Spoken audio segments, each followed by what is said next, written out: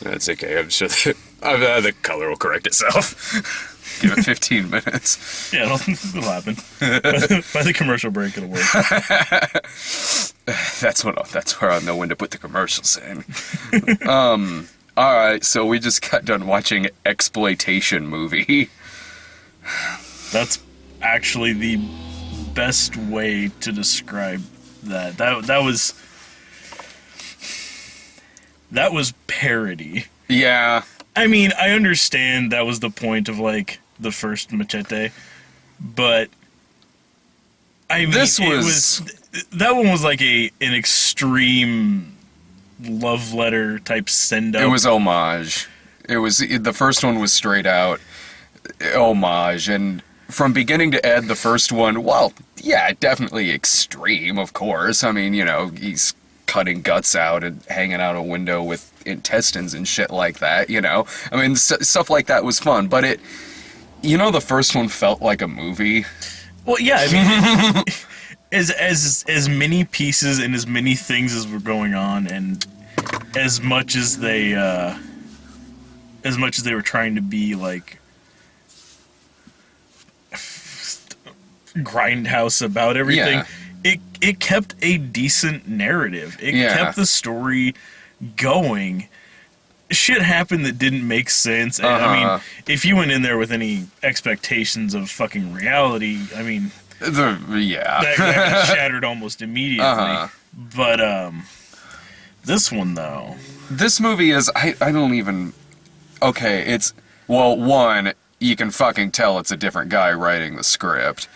It just feels more like somebody wrote a Machete fan fiction sequel and he filmed it. Like, it feels like... It felt like a lot of scenes that were...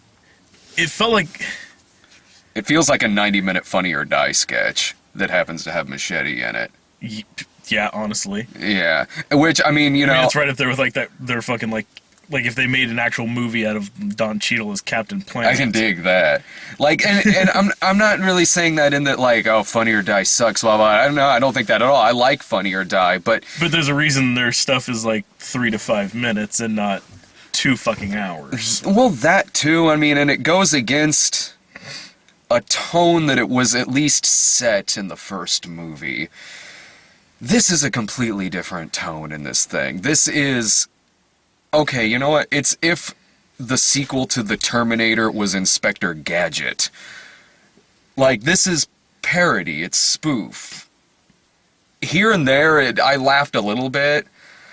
It just kind of got old for me after a while. Nothing really shocked me at all. Nothing felt fresh. It all just felt like I'd kind of been there, done that, and it was like there were people who accused the first movie of being a little too heavy-handed. I didn't have a problem with that at all. Like, I mean, the people kind of thought there were some criticisms of the first movie that felt like that it was over-ambitious. I had no problem with that. I really didn't, just because it worked for me.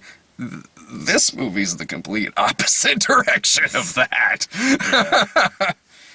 But yeah, like with the first one, like, it mostly kept an even like amount of reality versus crazy bullshit, to where like it was normal stuff, and then when he did something insanely fucking outlandish, where where you just had a chance for Robert Rodriguez to just like come up with the craziest thing that he couldn't get away with in a normal fucking movie. Yeah. It was memorable, like you said, like it fucking takes you back, like in the first one, yeah, like he cuts the dude, fucking like wraps his fucking intestines around him and jumps out the fucking window. Mm-hmm. That was like, oh fuck. In this one, he's like pulling dudes' guts out and throwing them up into fucking helicopter blades. And it's just like, okay, whatever. That's what Machete does. Won't that be cool? Like that's what this whole movie was for me. It was, wouldn't it be cool if he was swinging around on helicopter blades, chopping people's heads off? And that's it. There's no... it's just an idea, and they stick it in there. And when stuff outlandish happened in the first one, even in Planet Terror, there was a reason for it. There was there was reason why Rose McGowan had a machine gun leg. Yeah, of course that's silly, but I mean, like, whatever. It's fucking Planet Terror. But they worked it in. Yeah, there was a reason that happened. There was a was reason why Steven Seagal's sticking an entire machete blade inside of himself in the first one. There's a reason why he, used that guy's guts to escape out of a window. In this one, it's, let's give Sofia Vergara machine gun tits. Why? I don't know, wouldn't it be funny to see Sofia Vergara with machine gun tits? Okay, but I mean, why does she have... Okay, here's a good example. The cock gun is in this movie, too. And the cock gun, in From Dusk Till Dawn, that worked. I bought that he would have a cock gun. It's Tom Savini in From Dusk Till Dawn. And it made sense for that character, because it was stupid. And it actually came into use, where it made it appropriate he would have that. When the vampire gets on top of him, he equips it and shoots her right the fuck off of him. That had payoff. I mean, yeah, it's silly. It's a fucking cock gun, but it was funny and it worked. There was a reason it was there. She has the cock gun in this too, for no reason other than, look, she's got a gun, it's a cock, she's thrusting it at people. I don't know. Maybe I'm being a killjoy. No, because this one, I mean, it really did seem like every scene was written like, okay, in this scene, Machete goes from here, gets in a car, and drives off. But how can we make that bigger? Okay, he gets there, and then he cuts a dude's head off, and then he gets in the car. But wait, no, that's not enough. Like, he gets there, and he cuts the dude into pieces, and he just explodes fucking viscera everywhere, and then he gets in the car. But let's make the car an armor-plated El Camino on fucking monster truck tires. Mm-hmm. It's like everything they did, like, they just went back over it 3 or 4 fucking times to see if, like, what can we do to make this just that much crazier? Yeah, like, oh, the armored car's not enough? Alright, we'll throw in a scene later where he's driving around in these Star Wars hovercraft. Why? Who cares? It's Machete driving around in the Star Wars hovercraft. Shouldn't that be enough to sell you? Yeah, there's a scene where, Machete and Mel Gibson's character, Voss, just walk up in his factory. He's got, like, the fucking land speeder from New Hope. And they walk up to it, and you're like, oh, well, that's a land speeder from New Hope. And Machete looks at it, looks back at him, he's like, I don't know, I like Star Wars. That's your explanation. We don't know how to put this in here, so let's just tell you directly. It turns into a spoof movie. Like, Michelle Rodriguez gets frozen in carbonite while sticking her middle finger out. Like, and the president is Carlos Estevez. The president is Charlie Sheen, and there's a fucking winning joke. Timely. Yeah. That wasn't even fucking timely in Scary Movie 5. There are jokes in this I saw in Scary Movie 5, and it didn't work then either. I might have...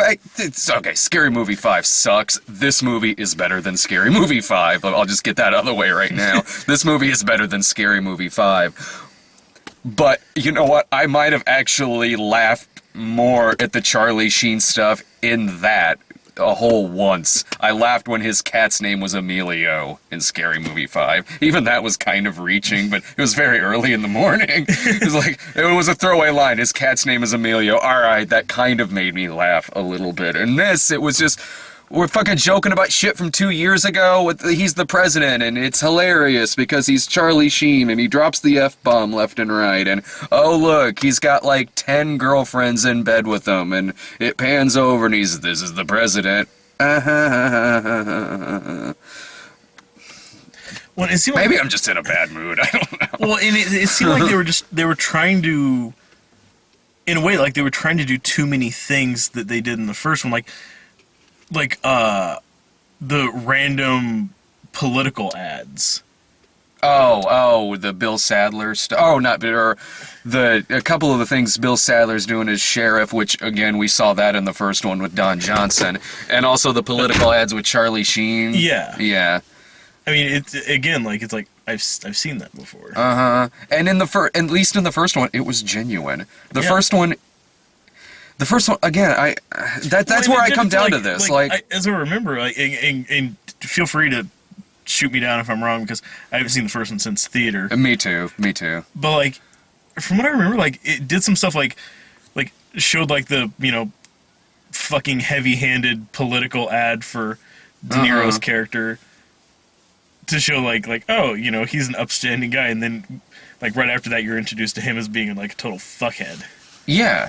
So it did good to, like, set up a character. This, like, the first time you see one of those is what, like, fucking halfway through the movie? Something like that. So we've already met the character. I didn't even know his name until that point, and that was, like, the joke that his name is Wrathcock. Oh, yeah. Yeah, before that, you're just like, oh, the president. Yeah. I'm like, okay, his name's Wrathcock. It's funny because it's got the word cock in it. That's the joke. That's the joke. It's Wrathcock. He said cock. But that's the joke. And the first one, again, I just come down to, like, yeah, the first one was definitely homage, but I mean, like, it felt like they were at least being genuine about it. And this one, like, they are winking at the camera so many goddamn times in this fucking movie. Like, whether it's Lady Gaga showing up as Lady Gaga. Like, the only difference between that gag and a Seltzerberg gag is that in this, it literally is Lady Gaga in the movie. I don't know. I don't. It just didn't work for me. There were a couple times I laughed. I mean, I liked Mel Gibson. Like, I get it. Crazy ass Mel Gibson in the movie. I kind of got a kick out of. I like Michelle Rodriguez and everything she's in. She was good in this. Even though at the end when she has the blind fight scene, I saw that in Once Upon a Time in fucking Mexico. Yeah, pretty much that exact same thing. And it was better in that movie. Again, because ripping off his own movies. There was an actual setup to that. Yeah, there was an actual setup to that in Once Upon a Time in Mexico, and it had a substantial freaking payoff. Yeah. I bought that crazy Johnny Depp character in that movie would get his eyes plucked out and not give a shit and just go shoot a bunch of people. They established him as that kind of quirky-ass character. In this, she survives getting shot in the fucking eye, which, I mean, whatever, but, like, I don't know, it was just there to say, aren't we cool? She got her eye shot out, now she's... Again, yeah. Yeah, again, it's the sort of thing, like, they just kept falling back on the same things. I don't know, like, it was too much retread for me. It's like, I'm assuming if you're going into this movie, you've seen Machete. Yeah. So I don't want to go into this movie and watch Machete again. I expect more out of it. It didn't feel to me like I was watching Machete again, because it feels like a completely different tone of movie. Well, yeah, but it just felt like it was trying to work in so many similar scenes, or try to set up, like... Oh, I got you, yeah, it's just like... It's like, yes, this is retread, just skip ahead. If this is where this is going, just skip this part and go ahead. Like, I don't know. You know what another problem with this is? We've been talking about this for a little while, and we've yet to even touch on him as a character. He's fucking forgettable in this fucking thing. Like, everyone completely overshadows his character in this. I mean, Danny Trejo is really starting to show his age. I mean, honestly, a lot of the times, it felt like they were just parading around somebody's grandfather. He's just kind of... There are whole scenes that... And I know he's a silent character. Yeah, he is, and that worked in the first movie. In this... There are like 20 minutes that go by when he's just kind of standing there, letting characters spout out 20 minutes of exposition dialogue, and then the lines he does have are like, Machete, don't smoke, Machete, don't tweet, Machete, don't text. Like, I get it, you like memes. Yeah, that one line was so popular in the first one. Let's do about 10 callbacks to it in this one. And that's half of his lines. He has like maybe 20 lines in this movie, which again, I'm not saying that as in I have a problem with the silent type of lead character. Dear God, I don't. That when done right, that works incredibly freaking well. In this, there were times in this movie when I was like, why is he even here? other than the fact that it's a Machete movie, but they give the supporting characters in this movie are written very larger than life. I mean, you have a hitman character that turns into Cuba Gooding Jr., Lady Gaga, Antonio Banderas. You've got Bill. God bless him for giving Cuba Gooding Jr. work. Which, honestly, I wish he was in this movie more, because he was actually pretty decent. Yeah, he was. He was really decent in like the 5 minutes he was in, and then he turns into Lady Gaga, and I was like, oh, I want Cuba Gooding Jr. back. Which, I mean, Lady Gaga was fine with a couple lines that she had. But at the same time, I was fine with him being, what's his name, Walt Goggins. I was fine with him being... Yeah. Like, I was fine with him. Like, he was really intense in that scene. And then he's like, nope, Cuba Gooding Jr. now. Mm-hmm. And Cuba Gooding Jr. worked. And Antonio Banderas, I mean, that worked for me. But again, it's like, between them, Mel Gibson being crazy Mel Gibson... he was fucking South Park Mel Gibson. Yeah. In a space suit, and like, oh, okay, that's something else I have a problem with, too. Like I know in the first movie, they pretty much announced that there was going to be 3 movies. There was a fake Machete Kills trailer. There was a fake Machete Kills Again in Space trailer. In this one, the movie starts out with the trailer for Machete Kills Again in Space. And then like an hour into the movie, it starts kind of introducing space shit. Like Mel Gibson is leading this cult to go up into space. He's basically like if the Heaven's Gate cult had a rocket. Like, so he's... Yeah, it's essentially, if they had a rocket and they were led by fucking Doctor Doom. Yeah, like he's this close to being... But not even good Doctor Doom, like Julian McMahon. Doctor Doom. Jesus Christ. Pirates! He's this close to being Joe Spinell from Star Crash. Yeah. And so, but anyway, so once it starts introducing that like an hour in, I'm like, okay, I know how this is going to end. It's going to end with a setup to the next movie, and really, honestly, they probably should have ended the movie with that trailer and not started it with it. Yeah, spoiler alert. You can't spoil the ending of this movie. It doesn't fucking have one. Mm-hmm. Which... It has a to be fucking continued. That's showing a lot of faith in this movie, that this sequel baits. Like, really sequel baits. Like, I know the first one had its, like, fake trailers, but this one straight out sequel baits. The first one had a beginning, middle, and end. And it made sense for the first one to have those. Yeah. Because the entire movie was based off of a fake trailer. Yeah, exactly. So that made sense. It fucking worked. Did they film this and Space back to back? I have no idea. Okay. Because honestly, until that happened, I didn't think that's where they were going, because like I said, I haven't seen it in the first one in so fucking long. I didn't remember the fake trailer for a third one. Oh, okay. Like, I didn't remember them like doing the whole like in space thing. Mm-hmm. So when this one opened with a trailer for that, I'm like, okay, that's cute, whatever.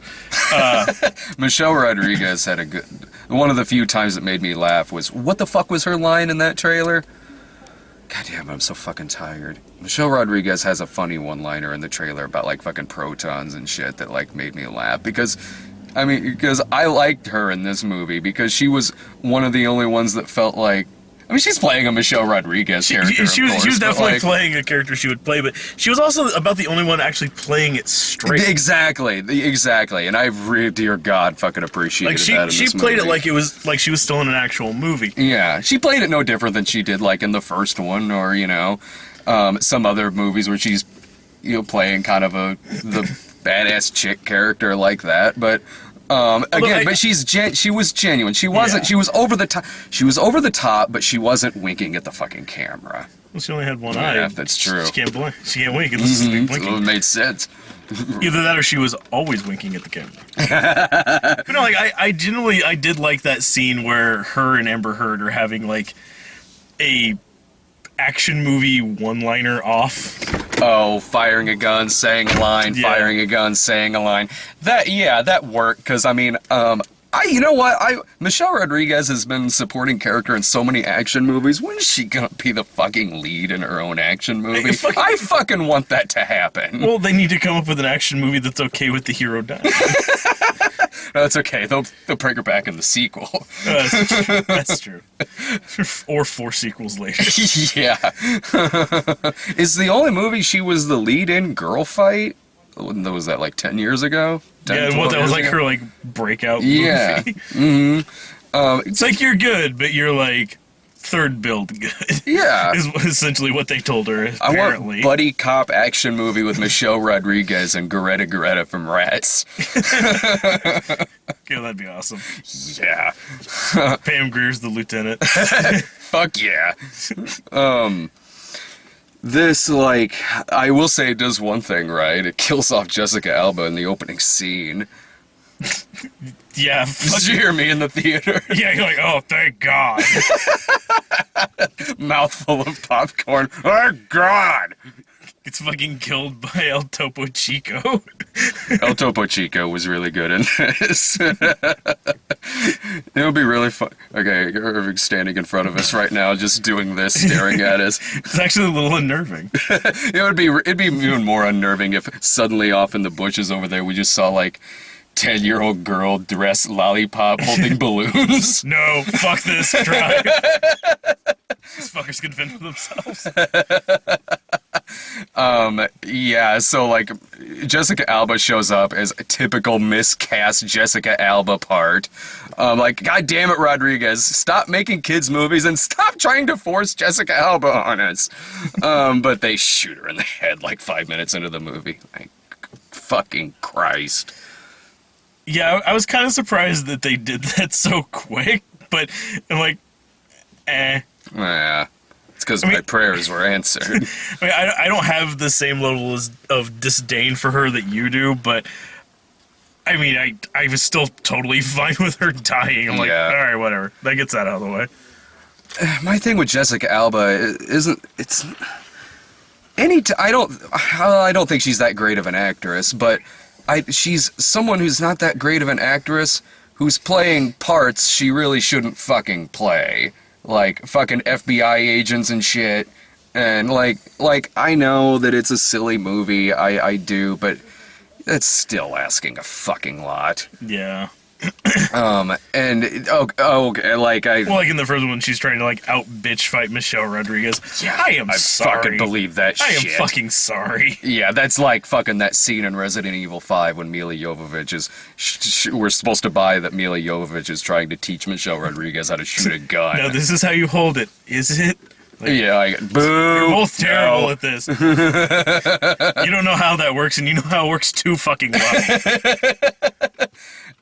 One, I guess, final thing on this, because I don't know how much else I got, but, like, I couldn't get into any of the goddamn violence in this fucking movie, because it was all just... You know what? It's really ironic you have a movie like this that abuses the ever-living fuck out of shitty CGI, and Tom Savini's in the movie. You have Tom fucking Savini in this movie, and this thing has CGI effects, like I would see in, like... They're laughable. They're, like, fucking that remake of The Thing laughable. It's, like, this movie CGI... It's okay, I sat through the credits. Yeah. Savini's in it, but he doesn't do any of the effects work. Well, I knew that. I just thought that was... like, yeah. Okay, that's interesting. Yeah. I wish he did. It would have looked good. This movie CGI's blood seeping through a shirt. Really, man? Couldn't buy a blood pack? Yeah. Yeah, they CG'd shit that didn't need to be CG'd. Mm-hmm. And I'm sorry. I know that some of the other like newer grindhouse style movies like this have used CGI blood before, and I don't like it any time it fucking happens, because like you're supposed to be homaging grindhouse movies here and you're using fucking CGI blood. But this movie really... That's missing the fucking mark. Yeah, but in other ones, I could at least kind of forgive it if I still thought the movie was fun enough or if it had a solid enough script. But or this if it one looked good enough. Yeah. Or if it didn't take me out of the movie, you know. This movie, every goddamn piece of violence under the fucking sun, whether it's someone getting their arm cut, their head cut, whatever, it's a shitty goddamn CGI effect. Like, I couldn't even get behind the violence in this goddamn fucking thing. And it has some pretty over-the-top violence, but I couldn't fucking do it, because it looked like I was watching... I don't know, like, it had shitty CGI like an Asylum movie, but at least an Asylum movie, the point is that the effects are bad. Yeah, it's like, I expect it from them. Uh-huh. I mean, considering that you had some talented people working somewhere in this, not on the writing or the directing, but, you know, you had talented people working on this, but it's like they didn't actually tap on them for anything. Mm-hmm. Like, the actual, like, the stuff that was actual practical effects in this was, like, Nicotero and his guys. Yeah.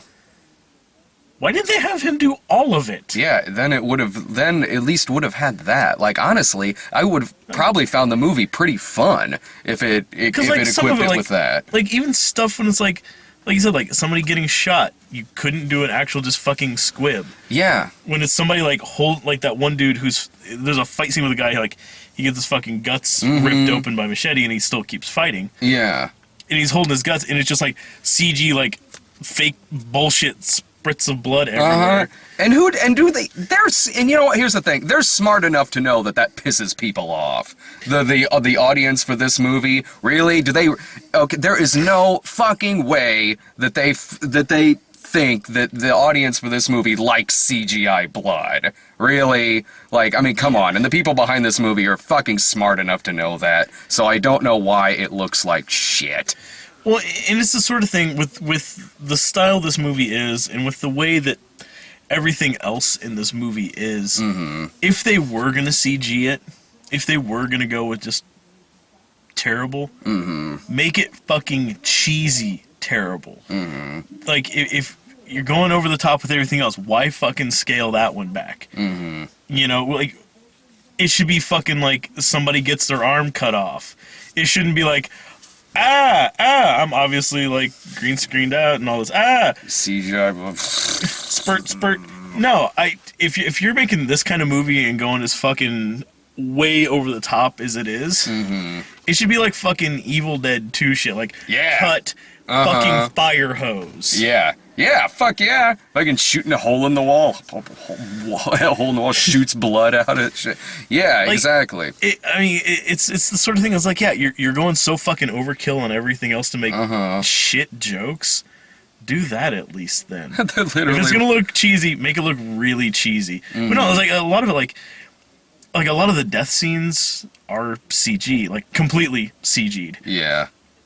There's a gun that turns people inside out, and it looks like when the vampires were getting killed in From Dusk Till Dawn 2. It's like when the vampires get killed in True Blood, they just... Really? But yeah, it's like... With that, they could have gone way over the top, or just had them fucking explode or something. I don't know. Like, I don't expect them to, like, be able to figure out how to turn a person inside out. But I've seen movies before where like, you know, someone gets fucking just turned inside out and shit. Yeah, I mean, it's not an easy effect to do. But, you know, it's not an easy fucking business making movies. It's not supposed to be fucking easy. You want it to look good? Fucking challenge yourself. Oh, well, and they're... Talking about that gun, though, there's one of the real ironies of the movie. Savini dies by terrible CG effect. Yeah, that's what I thought of, too, when that happened. I was like, wow, that's... I don't think that's how he wants to go. They're sitting around admiring a practical effect, and then he gets killed by a CG By a CGI effect. I've seen Tom Savini get killed with some of the best practical effects I've ever seen, and this... no, not fucking cutting it. When 30 years ago, the scene from Maniac where he gets his head just in the fucking car, still one of the best effects I've seen. And in this, it just looks like, I don't know, it's about as realistic looking as a goddamn fucking cartoon. Like, But a lot of those scenes, like when people are dying, they happen so goddamn quick because it's like they realized how terrible it looked. So if they just sped it up, you don't see it for as long. Like when he throws that dude's guts up into like the rotor blade, and you see like the strings of guts going up until like his whole body gets thrown up into the blades, and he's just pulped back out. It's done with like the fucking sun right behind the chopper, so really what you're seeing of this dude is silhouetted. Yeah. And it happens so goddamn quick. Like when it does yank him, it's just like whoop, and just fucking off screen is like, okay. Yeah, it's like you could shoot it as quick as you want. I could still tell you fucking made that on your computer. And like even when he's swinging around on the blades and shit, like it took me a second to realize what the fuck was going on. Yeah, because okay, there's a helicopter spinning, and he's got Machete in one hand and like this little grappling hook thing in the other. Hooks the end of the propeller blade, and you kind of see like what you figure is him doing that. He pulls that out and pulls out the thing, and then you see him shoot it, and then you just see like a bunch of guys running towards the helicopter, and it's like their heads keep popping off, and I'm like, I guess he's swinging on the thing, but you see he's swinging so fast. You can't see him, so what the fuck is the point? It has to actually do an insert, and then it's just like fucking him standing against, like basically standing like this against like a fucking matte painting might as well have been. Yeah. It's like, oh, okay, he's swinging. Okay, gotcha. Whatever. Bullshit. And it's the whole thing just adds up to like the difference between the first Sonny Chiba Street Fighter movie and Street Fighter's Last Revenge, when suddenly he's James Bond. And Street Fighter's Last Revenge sucked. This movie kind of sucks. Like, I can at least say with this that, like, I mean, maybe if you find it for like a $2 rental and you're drunk, sure, I mean, you won't hate yourself directly afterwards, but this was just a colossal fucking disappointment. Like, I didn't have as bad a time in this as I did during like Kick-Ass 2, but it was just still like, really, if you're gonna do it, at least fucking try. This movie wasn't. This movie tried about as hard as Spy Kids 4. So yeah, we had kids movie Robert Rodriguez directing this one. Which made it really creepy that Alexa Vega was mostly naked. Yeah. Like, oh, the girl I've been filming since she was but a child. Let's see, your costume is bikini top that really pushes up your tits and assless chaps. Emphasis on the assless. Minor emphasis on the chaps. Fucking creepy uncle, man. God, can't do it. I essentially paid for your college. Well, there's like the scene in the fake trailer where like Machete and her are making out, which that's gotta be weird. He did play her uncle in those movies, didn't he? About time there was incest introduced into this. Yeah, because wasn't he playing Machete in those movies? Oh, allegedly. Yeah, like, yeah, Uncle Machete. Uncle Hector Cortez or whatever the fuck his name was. Yeah. I mean, do you recommend it, like, as, like, even, like, a rental? As a rental, I would say sure. As a theater experience, I mean, there's nothing about this that you need to rush out and see. There's nothing about this, like, like, if you're going with a group of people, maybe, I mean, at least then you'll have people you can bitch about it with. And if it's your cup of tea, it's, you know, you got to see it on the big screen. But if you have any reservations about seeing this based off what we've said, don't watch it. Just don't, because, I mean, it really isn't worth the fucking 10, 12, 15 bucks, whatever the fuck your theater charges. Honestly, stay home and watch it Get the Gringo. Yeah. a much better recent movie with Mel Gibson in it that kind of got the shaft a little bit because they like kind of Mel Gibson. Yeah, they kind of well, not kind of. I mean, they did dump it on DVD because of Mel Gibson,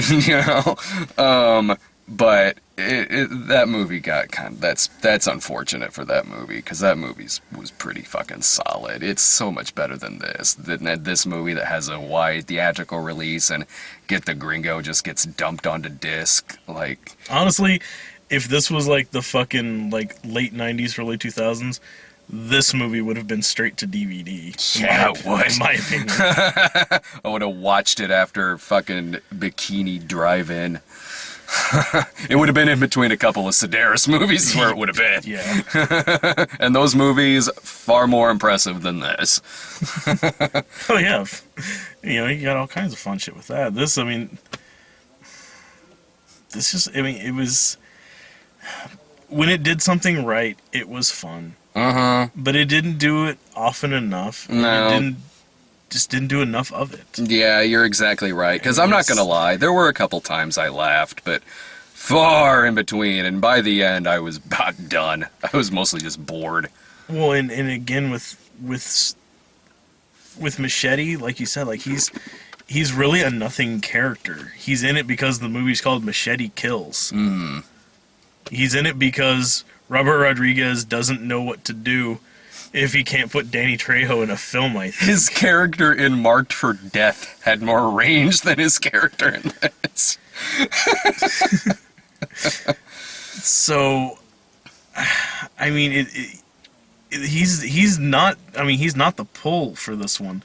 I mean, if you're going to see this one, you're going because you want to see the outlandish side characters. Mm-hmm. And there are a few of them that are really, really fun. Mm-hmm.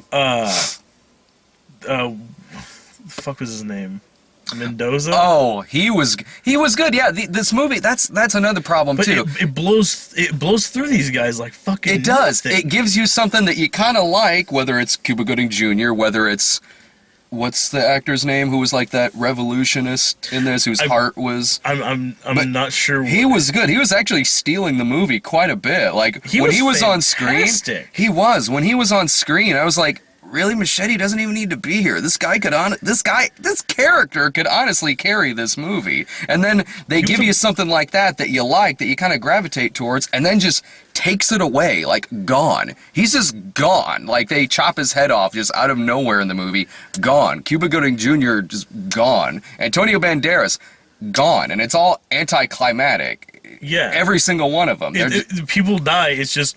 Because okay, we shot the all of the stuff we wrote for that character. Mm-hmm. Done. Yeah, just out of fucking nowhere. Just out of the blue. There's so little to hold your interest, and like you said, like that character, he is so fucking good. Mm-hmm. This revolutionary leader / cartel member / crossed with like Jim Carrey from Me, Myself, and Irene. Yeah. I agree with that. I got a kick out of that guy. He was really fucking fun. Mm-hmm. And then he's just out of the film. Uh-huh. And Bill Sadler's character was fun, and then he's gone, and then he comes back and just immediately dies. Yeah. Like, it's just...